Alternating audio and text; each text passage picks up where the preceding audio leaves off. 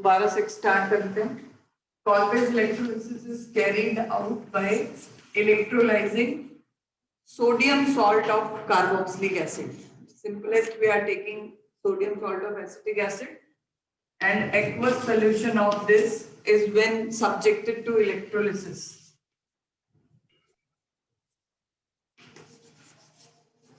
It gives methane plus CO2 plus H2 plus NaOH. The complete overall reaction is this. You can note it down.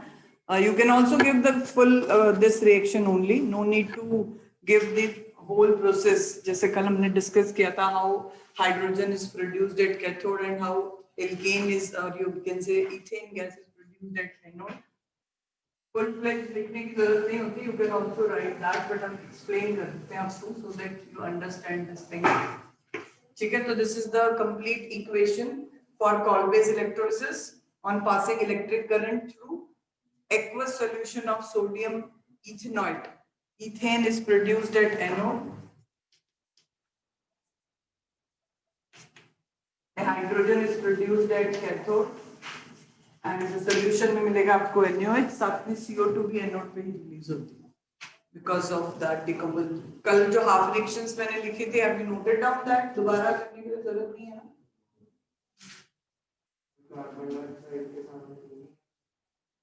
Carbon dioxide to cut.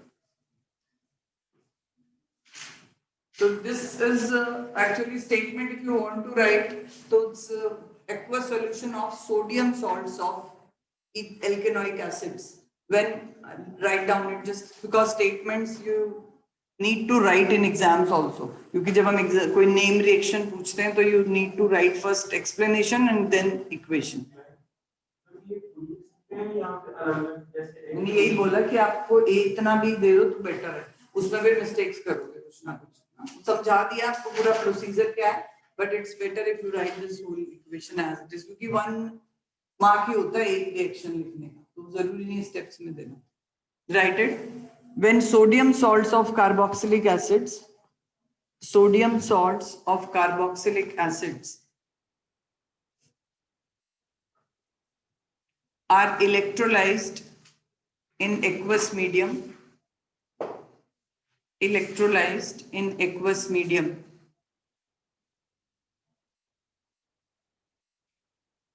Alkanes are produced at anode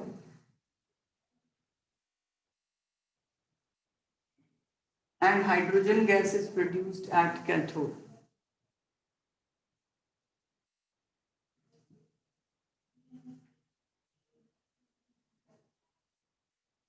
reaction का भी limitation क्या है, as you can see आपको ये दो group जो है यहाँ पे कंबाइन मतलब ज्वाइन हो जाएंगे ड्यूरिंग प्रोसेस. जो हमने कल देखा था कि फिर फ्री रेडिकल्स जो बनेंगे वो कंबाइन होके बनेंगे.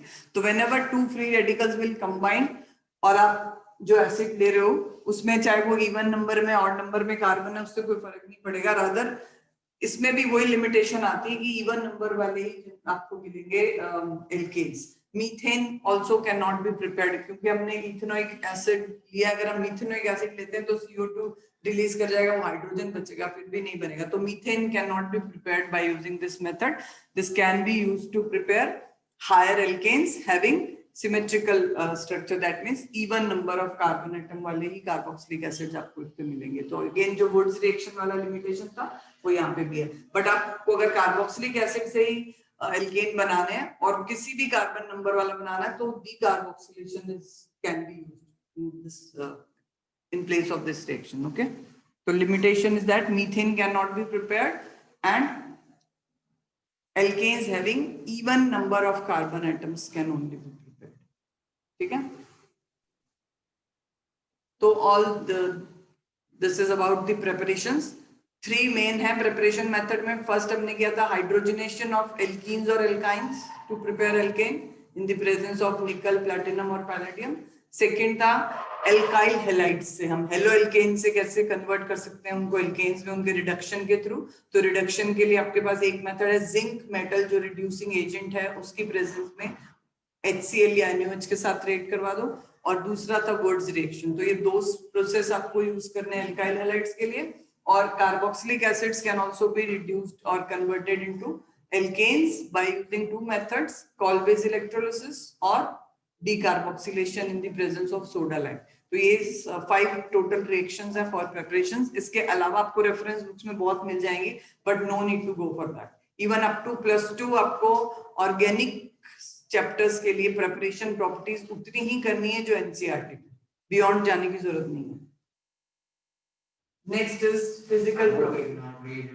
ग्रीननेट रिएजेंट वैसे +2 में है सिलेबस में, बट वो भी कर सकते, बट यहाँ पर नहीं है ना, एनसीईआरटी बुक में नहीं है तो हम नहीं करवाते ना। ऐसे तो कोरिया-हाउस रिएक्शन भी है जो ऑड नंबर वाले एल्केन्स के लिए, सब रेफरेंस बुक में मिल जाएंगे आपको। ग्रीननेट रिएजेंट्स की प्रिपरेशन ही 12th में है सिलेबस में, क्या होते हैं वो RMGX जो उनका एक कॉमन फॉर्मूला है, तो वो +2 में हो ही जाएगी, तो no need to do it now, अभी इतना बर्डन करने की जरूरत नहीं। Next is physical properties of alkanes.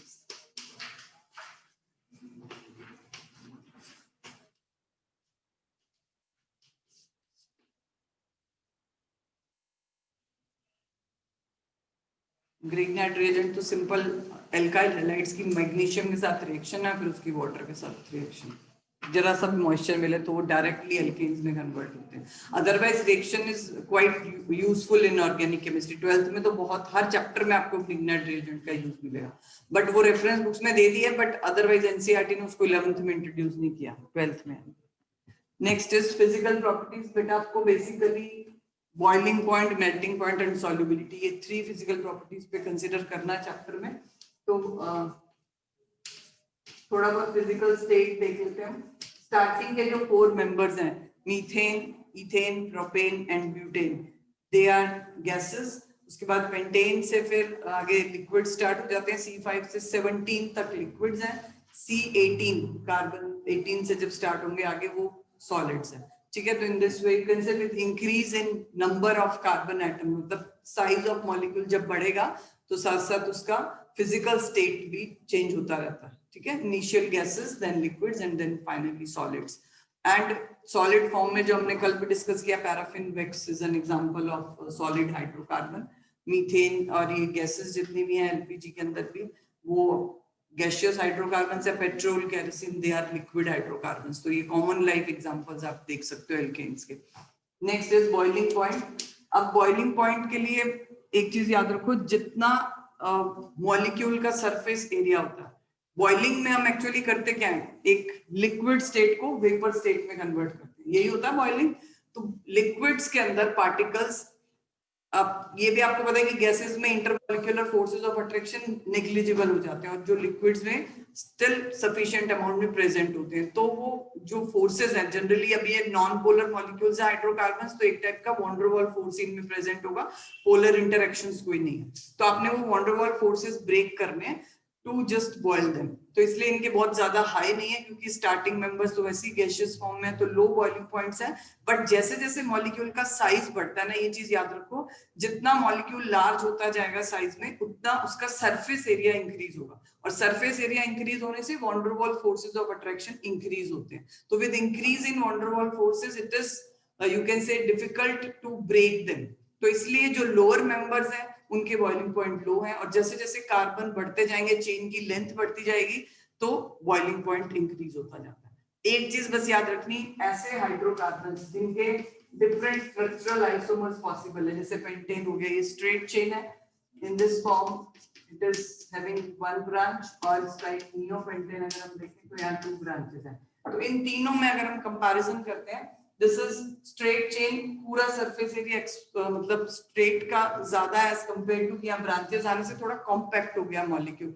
तो जितनी ब्रांचेस इंक्रीज होती जाएंगी एल्केन्स के अंदर, उतना उनका जो स्ट्रक्चर है वो कॉम्पैक्ट होता जाएगा, and that case van der Waals और surface area will be reduced, तो वॉन डेर वाल फोर्सेस कम हो जाएंगे। तो स्ट्रेट चेन्स अगर same number of carbon atom में कंपेयर करना है, नॉर्मल पेंटेन, आइसोपेंटेन, नियोपेंटेन, तो normal pentane will have maximum magnitude of van der Waals forces, so their boiling point will be higher. So boiling point is always higher for straight chain hydrocarbons. With increase in branches, this van der Waals forces or you can say surface area get decreased and hence the boiling point will also decrease.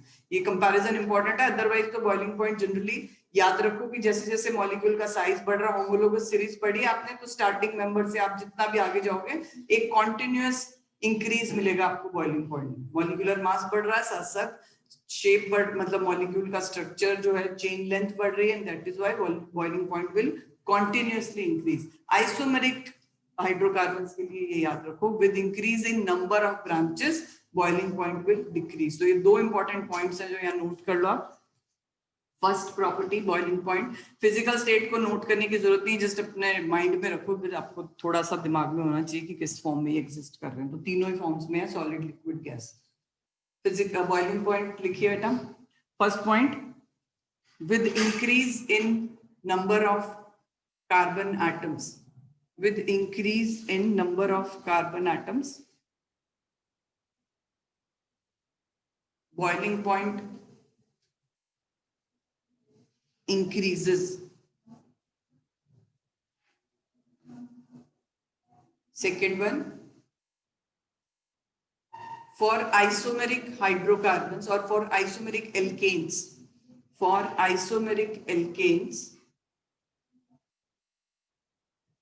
boiling point decreases with increase in number of branches.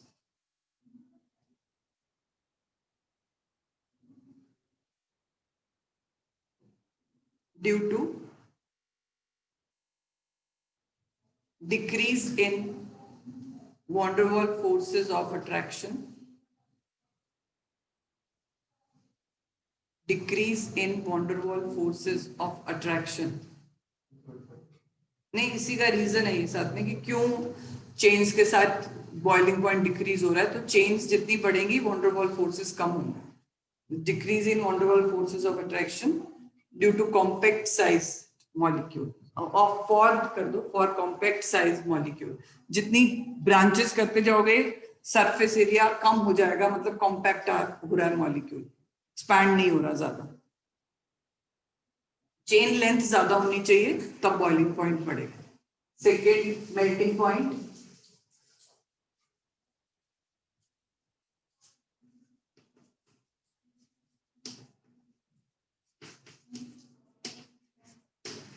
Melting point means the temperature at which a solid starts changing into liquid state at normal atmospheric pressure.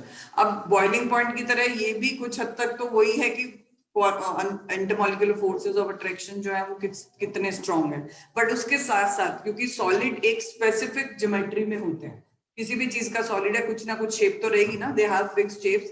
तो solids की जो melting point है वो forces के साथ साथ दूसरी एक चीज symmetrical packing of molecules in a crystal structure, उस पे भी डिपेंड करता है मेल्टिंग पॉइंट. तो एक फैक्टर तो सेम ही है कि बॉइलिंग पॉइंट की तरह मेल्टिंग पॉइंट भी मॉलिक्यूल्स के साइज बढ़ने के साथ साथ बढ़ता है. बट एक थोड़ा सा वेरिएशन जो आपको मिल रहा है तो कॉन्टिन्यूस इंक्रीज ही, बट जैसे मीथेन के बाद इथेन है, फिर प्रोपेन ऑड नंबर वाला है, उसके बाद आया ब्यूटेन वो इवन नंबर वाला है. तो ऑड नंबर वाले जो एल्केन्स हैं उनमें जितना इंक्रीज आया है उसके कंपैरेटिवली ऑड से इवन की तरफ हम जा रहे हैं, तो जो इंक्रीज आता है वो थोड़ा ज्यादा इंक्रीज है. Means there is a continuous increase in melting point, but जो इंक्रीज का अमाउंट है वो वेरिएबल है. दैट इज बिकॉज कि जब इवन नंबर में है तो एक सिमेट्रिकल पैकिंग होती है क्रिस्टल के अंदर मॉलिक्यूल्स की, even number of carbon atoms.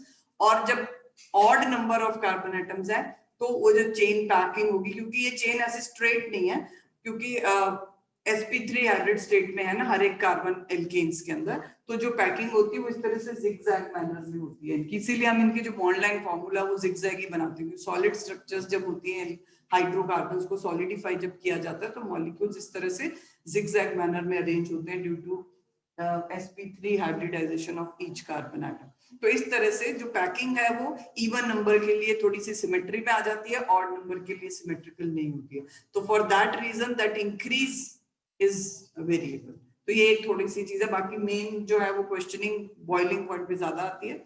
Melting point में आपको एक ऐसा कोई गुड वेरिएशन, मतलब आइसोमर्स वाला भी इतना नहीं है, basically is that on symmetrical और अनसिमेट्रिक। जहां सिमेट्री है पैकिंग में वहां मेल्टिंग पॉइंट हायर है, जहां थोड़ी सिमेट्री, अब ब्रांचिंग के साथ भी ये होता है कि सिमेट्री थोड़ी कम हो जाती है तो again melting point will decrease. Right down here melting point.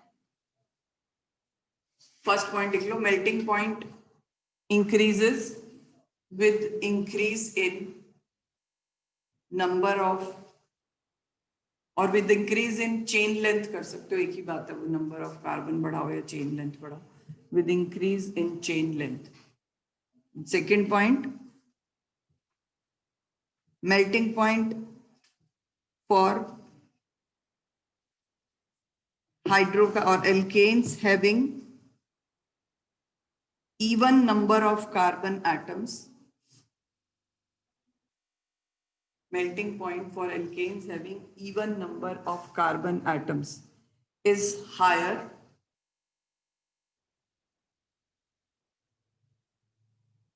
than alkanes with odd number of carbon due to symmetrical packing of molecules,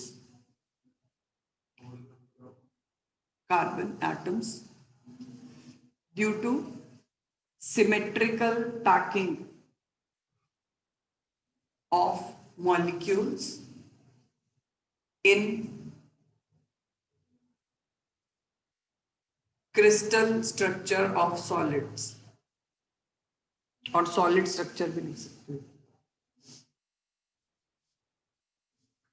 This is about boiling। इतना आपको रीजनिंग क्लियर होना चाहिए, बाकी क्वेश्चनिंग तो जो भी आएगी accordingly you can do. Third जो है important physical property that is solubility. तो आपने लोअर क्लासेस में भी देखा है पेट्रोल कैरोसिन मिसिबल नहीं होते वाटर के साथ। तो केमिस्ट्री में बेटा पहले भी आपको मैंने बताया सॉल्युबिलिटी के लिए एक चीज याद रखो, like dissolves like, means polar compounds अगर हैं तो वो polar solvents like water, alcohol, ये पोलर कैटेगरी में आते हैं, इनमें डिसॉल्व होंगे। But if the compound themselves are non polar, hydrocarbons में कार्बन और हाइड्रोजन है, कार्बन कार्बन के सी बॉन्ड में कोई इलेक्ट्रॉनिक डिस्ट्रीब्यूशन अनसिमेट्रिकल नहीं है, बिकॉज कोई हाईली इलेक्ट्रोनेगेटिव एलिमेंट इंट्रोड्यूस ही नहीं हुआ अभी तक, ठीक है। तो these are literally non polar molecules, और ऐसे नॉन पोलर मॉलिक्यूल्स किसी भी पोलर सॉल्वेंट में डिसॉल्व नहीं होते।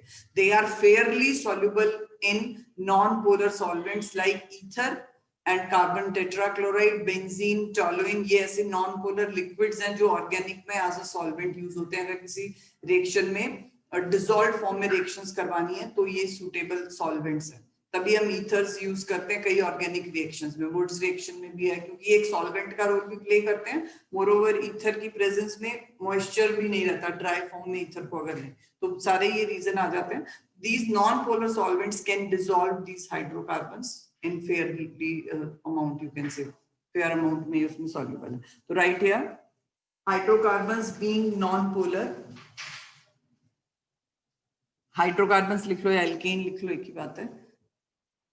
Hydrocarbons being non polar are completely insoluble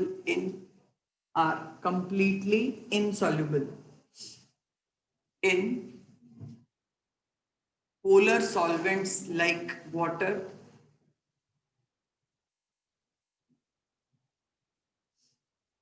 but they are fairly soluble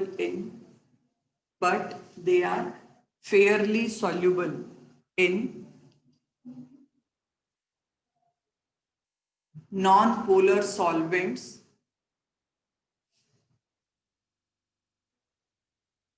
like ether,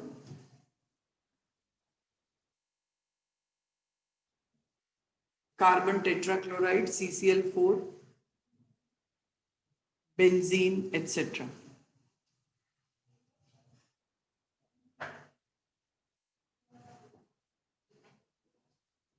और ये एक रीजन है कि जो इनके सॉलिड प्रोडक्ट्स हैं पैराफिन, वैक्स वगैरह, क्योंकि इनकी वाटर की तरफ बिल्कुल भी कोई एडिशन नहीं है। वाटर रिपेलेंट की तरह होते हैं, इसलिए जनरली वैक्स वगैरह जो आप देखते हो कभी वाटर में मिक्स नहीं होते। पैराफिन वैक्स को हम एज अ जेली, मतलब वैसलीन जेली जो मार्केट में अवेलेबल है, उसकी कभी कॉम्पोजिशन पढ़ना, उस पर लिखा हुआ है क्लियरली पैराफिन वैक्स। तो वो बॉडी पे एक ऐसा टेक्सचर देती है कि वो वाटर रिपेल होता है बॉडी से। तो वो विंटर्स में थोड़ा सा अपनी बॉडी की मॉइस्चर को हम लोग, जैसे ड्राई एयर जो है हमारी बॉडी से मॉइस्चर को भी ले जाती है साथ में, तो स्किन क्रैक होनी स्टार्ट हो जाती है। तो अगर हम वो वेस्लिन जेली अप्लाई करते हैं, जनरली आप विंटर कोल्ड क्रीम जो भी परचेज करते हो ना, वेस्लिन तो प्रॉपर है ही वही जेली, बट बाकियों में भी कुछ अमाउंट में मिक्स किया होता है, क्योंकि वो वाटर रिपेलेंट सा एक टेक्सचर बॉडी से, आप वॉश भी करोगे अपने हैंड्स तो मॉइस्चर लूज नहीं होगा, मतलब आपकी बॉडी के जो अपने कंटेंट है वो बॉडी में ही रहेंगे, तो एक थोड़ा सा प्रोटेक्टिव कवरिंग मिल जाती है। Otherwise petrol is also used as dry cleaning, क्योंकि ग्रीजी जो डर्ट होती है क्लोथ्स पे, जो वाटर रिमूव नहीं कर पाता, तो पेट्रोल क्योंकि उसको इजीली डिसॉल्व कर लेता है अपने अंदर ग्रीस को, दैट बिकॉज एक ही टाइप के है ना दोनों, तो that is why it is a better solvent during dry cleaning and all. तो ये कुछ डेली लाइफ यूजेस माइंड में रखा करो, हर चीज की केमिस्ट्री डेली लाइफ से बहुत ज्यादा रिलेटेड है, बट जो आप पढ़ते हो एक्चुअली में मेन छोटे छोटे कंसेप्ट तो हैं डेली लाइफ के, बट जो आप किसी चीज की डेप्थ में जाते हो तो आप सोचते ही होगे कि ये पढ़ाई का यूज क्या है। बहुत यूज है आगे आगे, जब यूज उनको पता होते हैं जो रिसर्च करते रहते हैं ना बैठ के, वो हर चीज को कहीं ना कहीं रिलेट करते रहते हैं, तो हर एक चीज इंपॉर्टेंट होती है अपनी जगह पे पढ़ना। हाँ जी, ये physical properties are over, next is chemical properties. Time कितना भी स्टार्ट होंगे?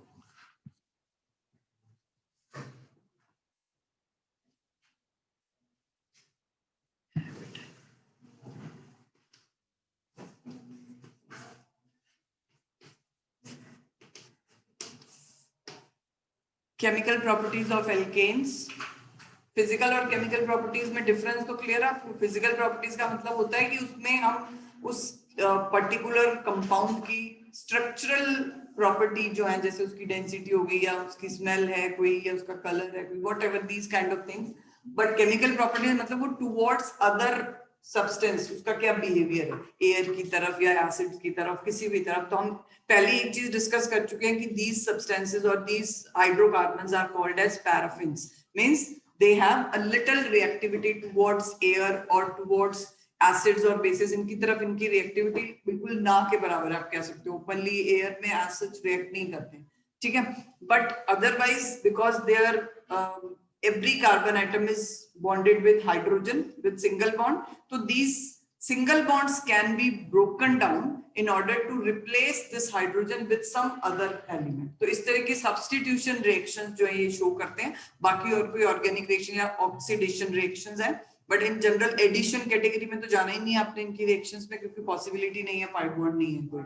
तो जो important reactions ये show करते हैं, first one is substitution reaction। तो ये भी आप 10th क्लास में पढ़ चुके हो।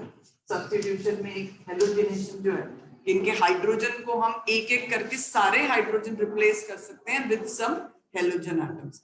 This reaction is simply termed as halogenation, और इसके लिए प्रेजेंस सनलाइट में भी हो सकती है रिएक्शन, या फिर सनलाइट अगर नहीं है तो 600 केल्विन अराउंड टेम्परेचर रख के भी रिएक्शन करवाई जा सकती है।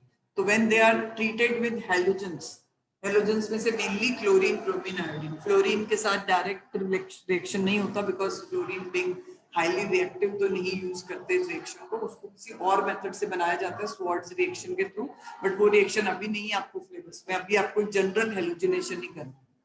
पहले एग्जाम स्टेटमेंट लिखो substitution. alkanes being saturated hydrocarbons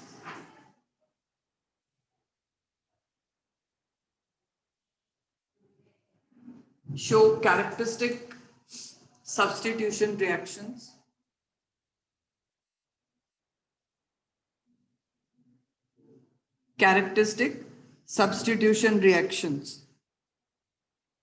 in which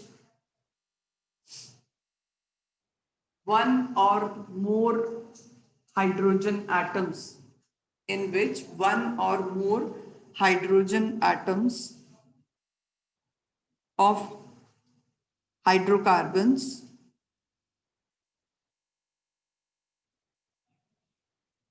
is replaced by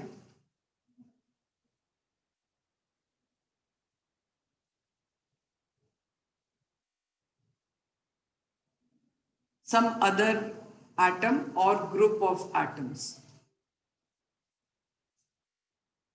एक सिंगल एटम जैसे हेलोजन भी लगा सकते हैं, group of atom like OH भी हम इंट्रोड्यूस करवा सकते हैं बाय ऑक्सीडेशन.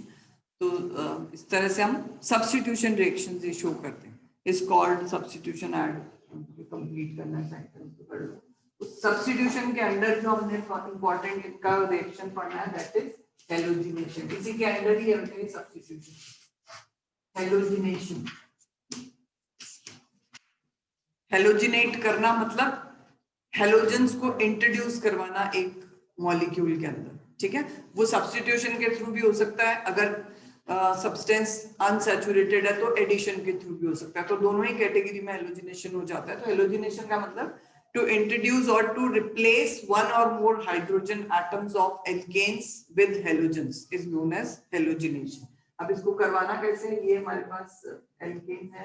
सपोज मीथेन की रिएक्शन अगर हम देखें क्लोरीन के साथ, presence of sunlight is required. Solar energy चाहिए. दिस इज बिकॉज जो फोटॉन्स अवेलेबल है सनलाइट में, वो फोटॉन इस क्लोरीन मॉलिक्यूल का एक होमोलिटिक फिजन कर देते हैं. होमोलिटिक हेट्रोलिटिक फिजन हमने पढ़ा है ना, कि इस तरह से फिजन करना कि जो कोवेलेंट बॉन्ड टूटा है उसके दोनों इलेक्ट्रॉन इक्वली डिस्ट्रीब्यूट हो जाए. तो क्लोरीन का होमोलिटिक फिजन जब होगा, एक इलेक्ट्रॉन ये ले जाएगा, एक ये. तो इस तरह से जो क्लोरीन एटम्स बनेंगे बाय होमोलिटिक फिजन, और ये होमोलिटिक फिजन को एक्टिवेट कर रहे हैं ये फोटॉन्स पार्टिकल्स जो लाइट के हैं. ठीक है, अगर लाइट नहीं है तो फिर टेम्परेचर हाई रखना पड़ता है. रूम टेम्परेचर पे सिर्फ सनलाइट में ही रिएक्शन होगी, अदरवाइज नहीं, क्योंकि एक स्टेबल बॉन्ड जो क्लोरीन में है उसको तोड़ना जरूरी है रिएक्शन इनिशिएट करने के लिए. अदरवाइज तो एनसीईआरटी बुक में इसकी पूरी मैकेनिज्म दी हुई है, फ्री रेडिकल मैकेनिज्म से ये रिएक्शन होता है. But now CBSE has removed इस चैप्टर में से बस 2-3 चीजें ही हटाई हैं. एक ये फ्री रेडिकल मैकेनिज्म हटी है, एक पायरोलिसिस एल्केन्स का हटा है, और एक और रिएक्शन आई थिंक एल्कीन्स का है कोई. तो ये 3 चीजें हटाई हैं, बाकी पूरा चैप्टर एज इट इज है सिलेबस में. तो अभी मैकेनिज्म में हमने डिटेल में तो नहीं जाना, बस इतना आप समझ लो कि ये फ्री रेडिकल के थ्रू होता है, जिसमें लाइट के जो पार्टिकल्स हैं they initiate the reaction by homolytic fission of chlorine molecule in which chlorine free radicals are generated. ये chlorine free radicals फिर मीथेन molecules पे अटैक करते हैं और methane methyl free radicals form करते हैं, और मिथाइल फ्री रेडिकल्स फिर in chlorine free, actually free radical mechanism में फाइनल स्टेप जो होता है उसमें फ्री रेडिकल्स कंबाइन कर जाते हैं. तो आपको इस रिएक्शन में इथेन भी कुछ अमाउंट में मिलता है, क्योंकि जो मिथाइल फ्री रेडिकल बनता है वो 2 मिथाइल भी कंबाइन कर सकते हैं, 2 क्लोरीन कंबाइन होके वापस क्लोरीन गैस भी बना सकते हैं, और ये फ्री रेडिकल जो बनेगा इससे CH3 ये और ये कंबाइन होके बनाते हैं क्लोरोमीथेन. उसके बाद फिर chlorine free radical further chloromethane पे अटैक करते हैं, क्लोरोमीथेन पे अटैक करके उसमें से एक और हाइड्रोजन हटा देते हैं और बचता है CH2Cl. ये होता है डाइक्लोरोमीथेन, सॉरी ये क्लोरोमिथाइल फ्री रेडिकल बनेगा. It will again combine with this chlorine to get the species CH2Cl2 which is dichloromethane. अब इस पर फिर एक क्लोरीन फ्री रेडिकल अटैक करेगा, मतलब क्लोरीन जब भी अटैक करेगा इन स्पीशीज पे उसमें से एक हाइड्रोजन को अपने साथ ले जाएगा, खुद HCl में कन्वर्ट होता जाएगा और इसको फ्री रेडिकल बनाता जाएगा. तो इस तरह से ये स्टेप्स ना एक फ्री रेडिकल रिएक्शन में कॉन्टिन्यूस चलते रहते हैं. इसको कहते हैं चेन प्रोपेगेशन. मतलब ये एक चेन रिएक्शन सेटअप हो जाती है, और जब तक आपके पास मटेरियल अवेलेबल है आप ऐड करते जाओगे उसमें और हाइड्रोकार्बन या क्लोरीन गैस, कॉन्टिन्यूअस रिएक्शन अपने आप चलता रहता है. चेन रिएक्शन है. एंड कब होगा, टर्मिनेट कब होगी चेन, जब ये सारे फ्री रेडिकल्स आपस में कंबाइन हो जाएंगे. In any manner they can combine, क्योंकि सबके पास एक एक फ्री इलेक्ट्रॉन है, तो इसीलिए इसमें सारे प्रोडक्ट्स मिलते हैं आपको. वापस क्लोरीन भी बन जाता है, ये भी कंबाइन हो सकते हैं. Any type of combination is possible, but जो मेन प्रोडक्ट्स आपको करने हैं वो यहाँ पर एक एक करके हम स्टेप मैनर में सारे हाइड्रोजन रिप्लेस करेंगे. CH4 plus Cl2. I am writing only sunlight, otherwise high temperature can also carry out this reaction. CH3Cl plus HCl. In next step CH3Cl plus Cl2. एक और हाइड्रोजन हटा दो, CH2Cl2 dichloromethane plus HCl. Then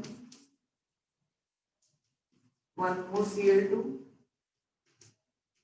chloroform will be formed, trichloromethane plus HCl. एक एक hydrogen chlorine के साथ attach करते रहो, HCl निकलता जाएगा और यहाँ एक एक क्लोरीन इंट्रोड्यूस होता जाएगा and finally you will get carbon tetrachloride CCl4. So in this way, step by step, free radical mechanism के through variety of products are obtained in this. But in general ना, अगर आपको कोई long chain of hydrocarbon given है, उसका halogenation product पूछ रहे हैं, तो आप सिर्फ एक सिंपल फर्स्ट स्टेप में जो रिएक्शन है, एक उसका टर्मिनल कोई भी हाइड्रोजन हटा के Cl लगा सकते हैं. पूरी रिएक्शन तो बहुत सारे हाइड्रोजन हटाने पड़ेंगे फिर, तो simple first step can also be given, but for methane तो you can write the entire process. और इसमें एक रीजनिंग क्वेश्चन है बुक में, why some amount of ethane is also produced in this halogenation or chlorination of methane, so that is due to combination of two methyl free radical. But अब वो हटा दिया CBSE ने topic, तो मैं उसमें से कुछ नहीं आपको डिटेल में लिखवा रही. हाँ जी, हाँ जी, हेलोजिनेशन एक जनरल है ना. अब आप जिसका करवा रहे हो सब्स्टिट्यूशन, उसके अकॉर्डिंग नहीं हो जाएगा, ब्रोमिनेशन, आयोडीनेशन, फ्लोरिनेशन और क्लोरिनेशन. तो एक जनरल टर्म आप हेलोजिनेशन कर लो, ब्रोमीन भी ऐड करवा सकते हो इसी तरह से, ऐड नहीं सब्स्टिट्यूट. ठीक है बेटा, ये रिएक्शन क्लियर है. हाँ, एक कंबशन भी हटा दिया CBSE ने इसी टॉपिक में से. तो कंबशन वैसे आपको पता है, मीथेन का कंबशन किसी भी ऑर्गेनिक हाइड्रोकार्बन का कॉम्बिनेशन प्रोडक्ट क्या होगा, चाहे कोई भी ऑर्गेनिक कंपाउंड है, CO2 एंड वाटर. ठीक है, दो ही प्रोडक्ट्स बनते हैं और कुछ नहीं बनता कंप्लीट कंबशन से. Incomplete combustion results in carbon monoxide formation. तो कंबशन नहीं करना हमने. नेक्स्ट रिएक्शन है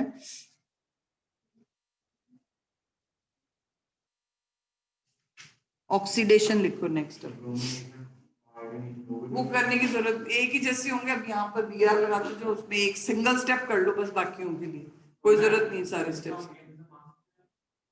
मैकेनिज्म ही तो कह रही हूँ, CBSE ने हटा दिया अभी इस साल के लिए फ्री रेडिकल मैकेनिज्म से. वैसे मैंने थोड़ा बहुत समझा दिया. इसके 3 प्रोसेस हैं, chain initiation, chain propagation, chain termination. कैसे फ्री रेडिकल बनते हैं, फिर कैसे वो फर्दर चेन को इनिशिएट करते हैं, उसके बाद चेन टर्मिनेट कैसे होती है. यही 3 स्टेप्स हैं.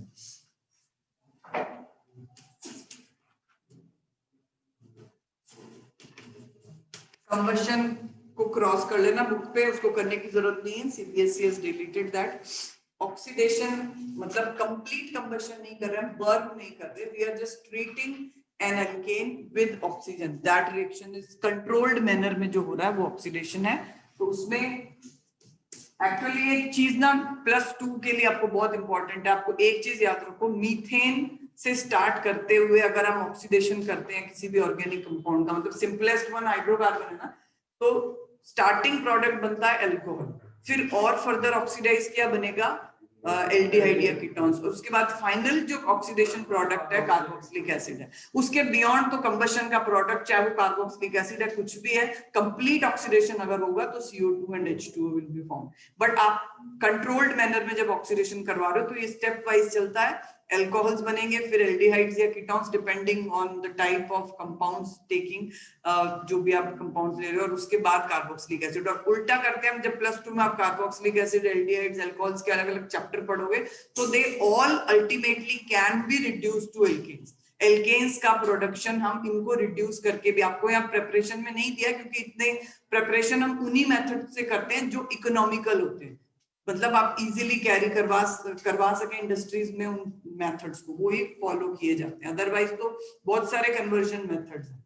ठीक है, तो वापस इनको रिड्यूस भी कर सकते हैं हम, एल्कोहल को भी और इवन एल्डिहाइड्स, कीटोन्स को भी और कार्बोक्सिलिक एसिड को भी. तो ये एक तरह का यू कैन से रिवर्सिबल प्रोसेस समझ लो माइंड में, कि आप एल्केन्स को ऑक्सीडाइज करके कार्बोक्सिलिक एसिड्स तक ले जा सकते हो और carboxylic acids can be easily reduced to alkanes.